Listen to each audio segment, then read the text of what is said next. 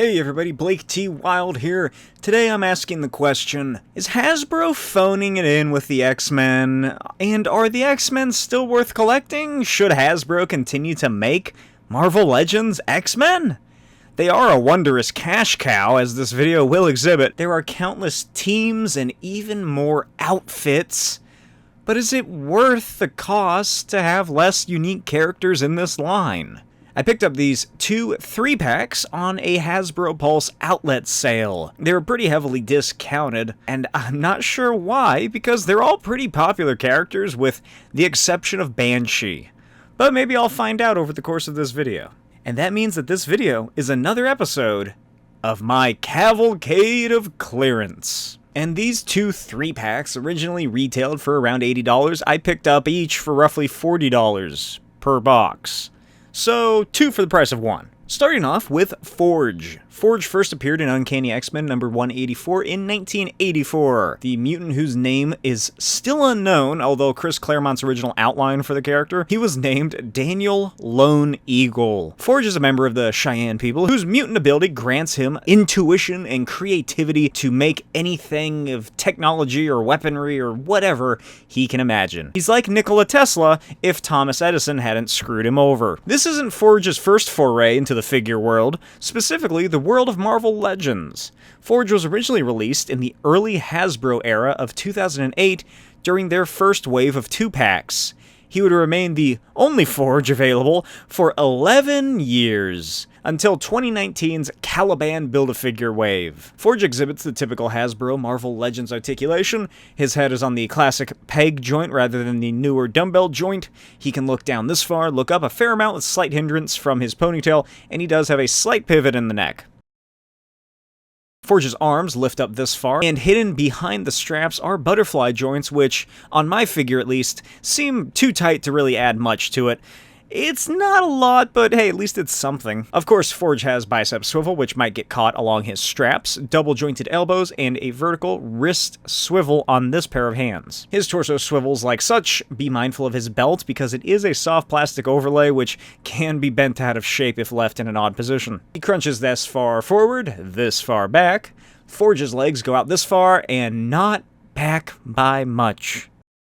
Upper thigh swivel, double-jointed knees, a boot swivel at the shins, classic Marvel Legends ankle, and the ankle rocker pivot that we love. Here's Forge at his widest stance possible with both feet flat on the floor. Let's take a look at the detail of Forge, and I suppose by extension the other male figures, since they all use the same body. He has the new face printing technology on the old 2019 Forge head sculpt, which, while it does look good, it's obviously still not on the same level as G.I. Joe Classified's use of it. But there's just something about it I don't like. I feel like his eyes are too large.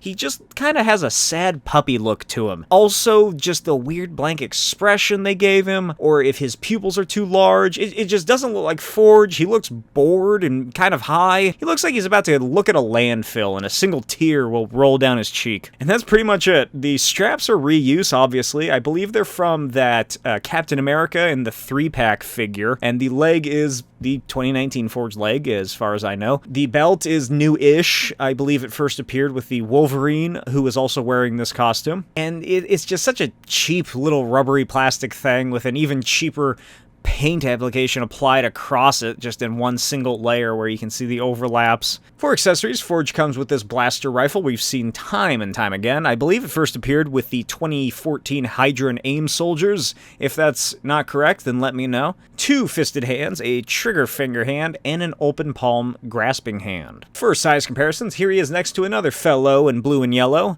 the Warlock Wave Cyclops, X-Men 97 Wolverine, Retro Amazing Fantasy Spider-Man, the classic Iron Man armor, a version of this suit Forge wore in Marvel Zombies Volume 2. Check out the video on my channel now. And here he is next to the other fellas in the set. Here he is next to the ladies of the set, 2 of whom also use the same body. It's a very bare-bones figure, but it's nice to finally add Forge to my collection, especially after his appearance in X-Men 97. Ooh, I'm about to make a name for myself. Bonjour, no shit. It is Gambit.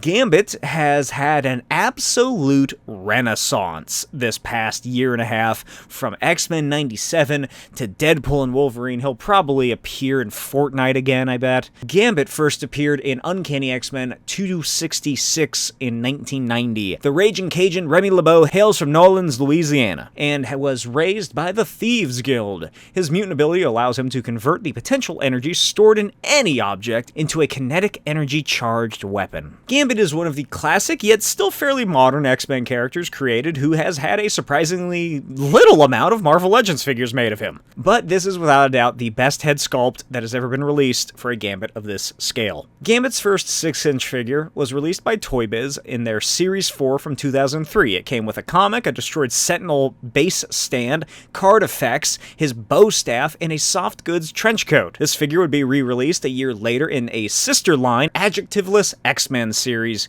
although this time Gambit came with a new paint job, a plastic coat, and a back-mounted disc shooter? Another year later, in 2005, Toy Biz re-released this Gambit in another paint job with a red disc shooter, this time in their X-Men Classics, which had just the strangest designs and versions of the characters that you'll ever see. 14 years after this final form of Gambit was released, Hasbro took their first crack at the character in the aforementioned 2019 Caliban wave. This version returning to form and allowing longtime collectors to play dress-up by removing the long reused plastic trench coat with the original Toy Biz soft goods trench coat. And just like old times, it only took a year for Gambit to be re-released with a new paint job in the Retro Collection as a Target exclusive. And in 2023, X-Men 97 Gambit was re-released, reusing the same body and accessories with another brighter paint job and a more animated head sculpt. Gambit, of course, reuses the exact same body we just took a look at with Forge, although his butterfly joints seem to work far better than Forge's. Also, the collars on each of these figures are removable in case anyone was wondering. Taking a look at the details of Gambit, it is absolutely fantastic. I love this head sculpt and the paint application. Everything from his eyes to his hair is just so much better than the previously released version. For accessories, Gambit comes with his trusty satchel. Not sure what he carries in there, probably playing cards and alcohol if I had to guess. His bow staff, that strange metallic bow staff that he has for some reason. His classic card-holding hands, which do allow him to hold his charged-up playing card accessory. Another playing card hand, this time launching them. And 2 additional gripping trigger finger hands. For size comparison, here are the 2 Gambits I have, side by side. As you can see, the new Gambit's head is a bit bigger than the 2019 release, although a head swap is very suitable and works very well. And this is actually how I'll be displaying the character. Here he is next to X-Men 97 Wolverine, and of course, Rogue, also from X-Men 97. Overall, this is the figure I really wanted the most, pretty much entirely because I wanted to swap out his head onto the older release of Gambit, whose costume I prefer much more. I do like this one. It's a nice update to the character. He does look pretty cool in this version of the suit. Gambit's never really been my favorite, although I love Rogue, and as such, I must love Gambit, and he's just a cool character with pretty effects. Moving on to the final fella, Banshee. Banshee first appeared in X-Men number 28 from 1967. This Irish hunk has the mutant ability to produce a sonic scream, which allows him to fly through the air or burst the eardrums of everyone in sight. Believe it or not, this is Banshee's second ever Marvel Legends figure. Originally released in 2007, during Hasbro's first ever wave of figures, that Banshee was just a cheap reuse of a Toy Biz body mold of a younger version of the character who could only be posed in a very specific screaming position. Taking a closer look at Sean Cassidy, aka Banshee, he has some added bits on this body we've already seen. Large yellow protrusions along the sides to create his wingsuit, which creates just a lovely visual of the black and yellow stripes. I really like how this came out and how it looks. It really does stand out. The wingsuit isn't the worst material. It's on par with what Hasbro's previously done, and we have seen this done before, primarily with Storm and Sheeklaw are the 2 that come to mind. The belt is not the best. It's even worse than the other ones if you take a look at it. His butterfly joints also work quite well, which is always a good thing with a flying character, and his arms can get very low and quite close to his body, so there's a lot of posing potential with this figure. Banshee is gifted this cool collar along his neck, with the skin tone simply being a paint layer over top of the actual body, and I really love this head sculpt of Banshee, in particular the mutton chops. It would make for a fantastic repaint to turn him into Agent Callus from Star Wars Rebels, and he does have just the faintest hint of little freckles because he's Irish. For accessories, Banshee comes with 2 open flying hands and an alternate screaming head, which is seemingly a younger take of the character. This could probably also be used well as a Cletus Cassidy head swap for the kit bashers out there. For size comparisons, here he is next to his X-Men First Class classmate, Havoc, and Moira McTaggart. Moving on to Aurora Monroe herself, Storm.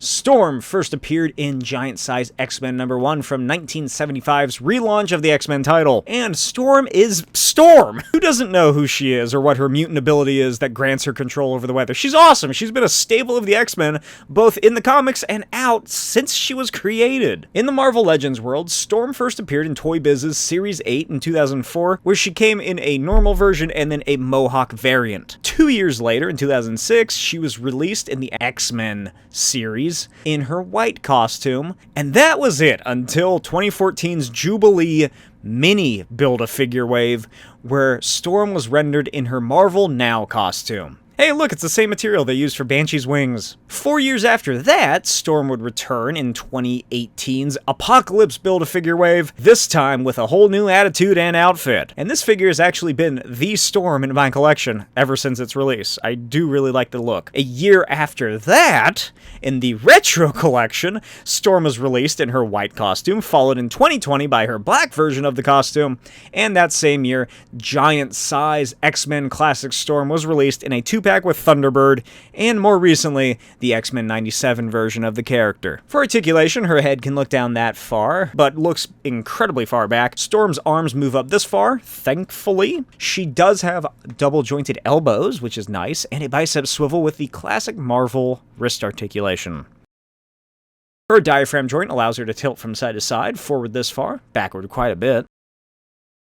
Her legs extend out this far, forward, and goes not so much back, hindered by her ass. Double-jointed knees, no boot or shin articulation, which is very unfortunate. As we all know, women have less articulation than men, and she does have the classic Marvel Legends ankle hinge and the ankle rocker pivot that we love. And here's Storm at her widest stance possible, with both feet flat on the floor. Let's take a closer look at Storm. First of all, for some reason her belt is just so high up her waist, and I don't know why, but it's really fastened on there and I can't move it, and it just looks way too high and really throws off her proportions. Although, like all the figures in the 3-pack, her head sculpt is incredible. I love it. I love everything about it. I really like how the hair is sculpted. It just looks so well done, and her hair, combined with her big golden earrings, really reminds me of the original and best Aunt Viv, Janet Hubert, from Fresh Prince of Bel-Air. It's a very 90s look, this Storm. For accessories, Storm comes with 2 fisted hands and her lightning electricity open hands that we've seen time and time again whenever a Storm figure is released. For size comparisons, here's Storm next to the previous Punk Storm, and as you can see, Punk Storm's massive boots do add a bit of height. They can do a head swap very easily, although the new Storm does have a richer skin color as opposed to the older release, who's more of a flatter color. Here she is next to X-Men 97 Rogue, X-Men 97 Wolverine, Retro Spider-Man for a more average Marvel Legends height, and Black Panther, who, if you don't remember, Storm became married to for a brief time for some reason during the early mid-2000s. Overall, this is again a well-done figure. The body is absolutely not my favorite. Female Marvel Legends figures have always been a disappointment in terms of articulation for the most part, but I do like this look for Storm, and I think I am going to have to be swapping out my Punk Storm finally for a bit more classic-looking version of the character. I'm really happy with how this figure came out. She looks strong and imposing and powerful, and I just really like this version of her. Moving on to Psylocke. Psylocke, aka Betsy Braddock, first appeared in the New Mutants Annual in 1986 as a white British woman before she had her mind swapped into the body of a hot Japanese assassin in Uncanny X-Men 256 in 1989, something that remained that way until 2018. Psylocke is no stranger to action figures.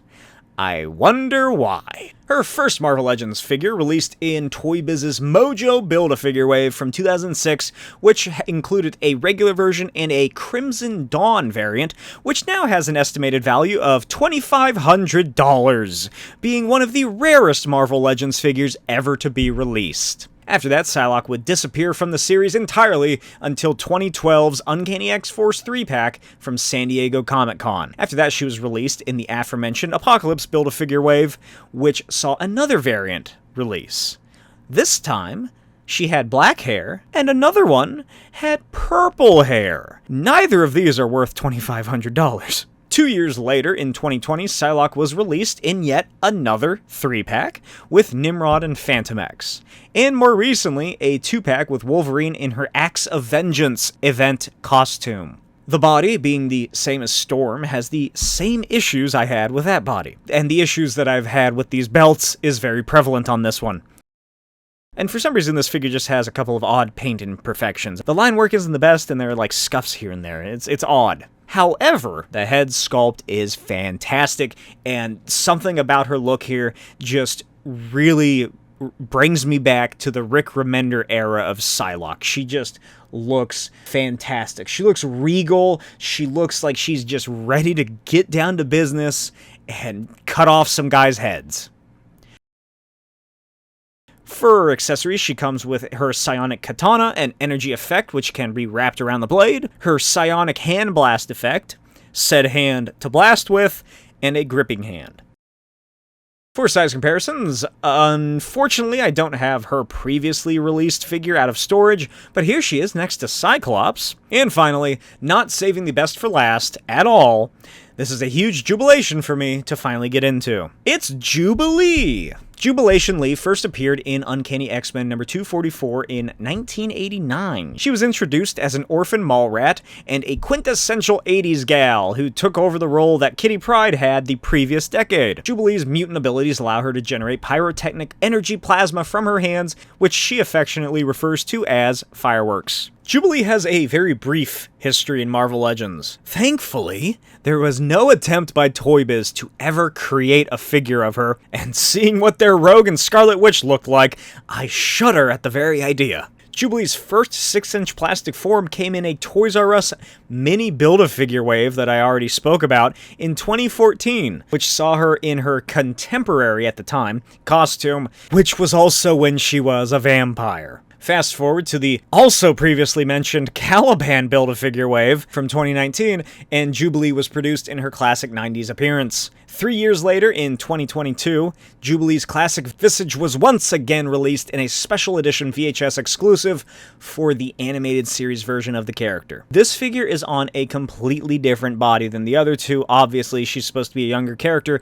I believe, like I said, that this is the old Spider-Girl body mold, but I'm not too sure. Her head moves back this far and forward this far. Jubilee's arms raise this high, so she can be on the Xavier School cheerleading squad, but since this is based off of an older figure, she only has single-jointed elbows and no bicep swivel. Classic wrist hinge and swivel, however. Her diaphragm joint barely moves one way or the other, with next to no movement forward or back. Her legs can extend forward this far, back this far, but it is at an odd angle.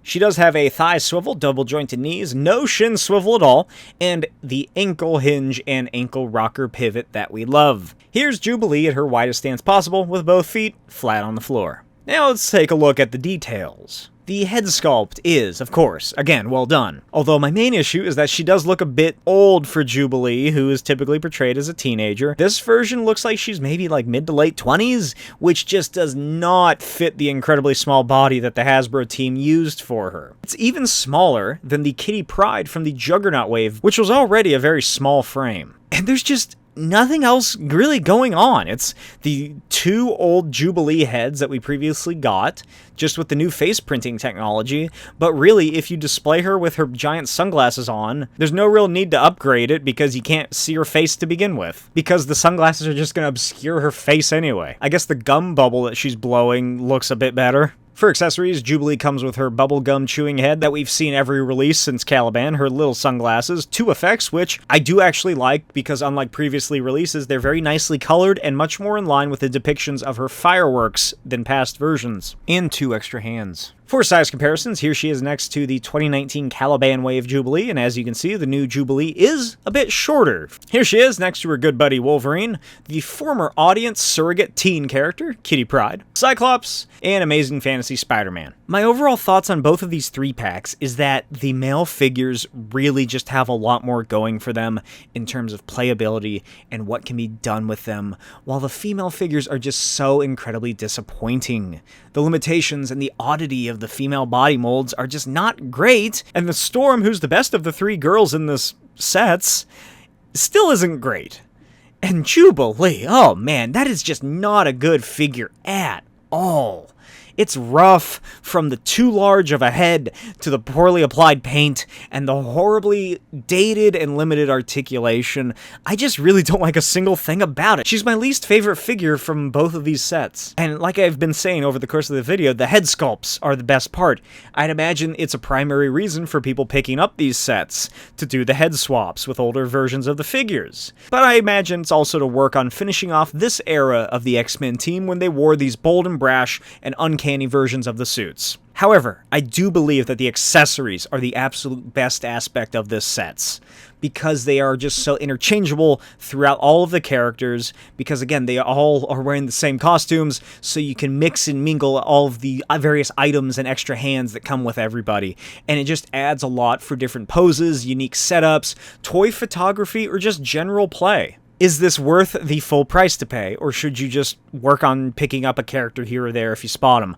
Paying full price for these 3 or 6 characters, it's honestly a good question. For someone like me who really had no interest in most of them because I already had a version of them and or just wanted to swap out the heads, I'd say you're better off trying to find it again on clearance, or maybe one of those eBay sellers who strips figures for parts. But clearance isn't always a guarantee.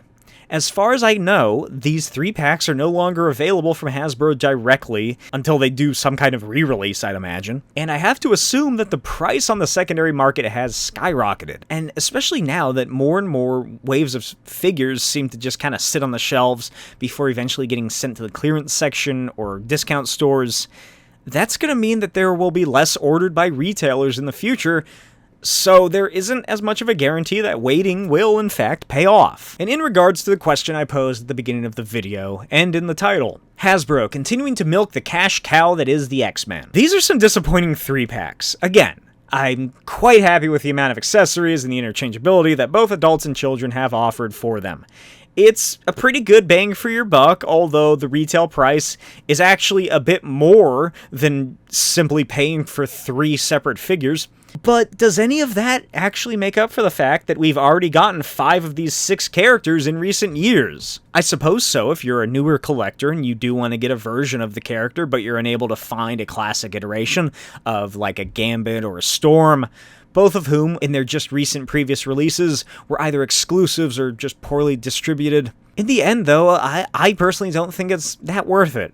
I really hope that Hasbro continues forward with the X-Men and begins actually creating characters that we haven't seen before, even if it is going to have to be on simpler body molds or specifically released figures like exclusives or deluxes. I just want to see something beyond the 90s era and the endless releases and re-releases of those specific characters. And I know that the 90s is where all of the nostalgia money currently is, but we're just retreading the same water here. How many Gambits are we going to get? How many 90s versions of Storm are there? It's just going to keep on going. Hopefully with the X-Men 97 Season 2 moving forward into the new millennium and their adaptations of early and mid-2000s era of the X-Men, it'll lead to the gateway for new figures. But at this time, it just feels like Hasbro is re-releasing the same characters over and over again with a brand new coat of paint. It's very much the Apple way of doing things, where they release a figure and then a couple of years or even months later, they release the exact same thing with just a slightly different version. Now Gambit has a hat! Wait, don't be fooled! She's just a regular Malibu Stacy with a stupid cheap hat! But she's got a new hat.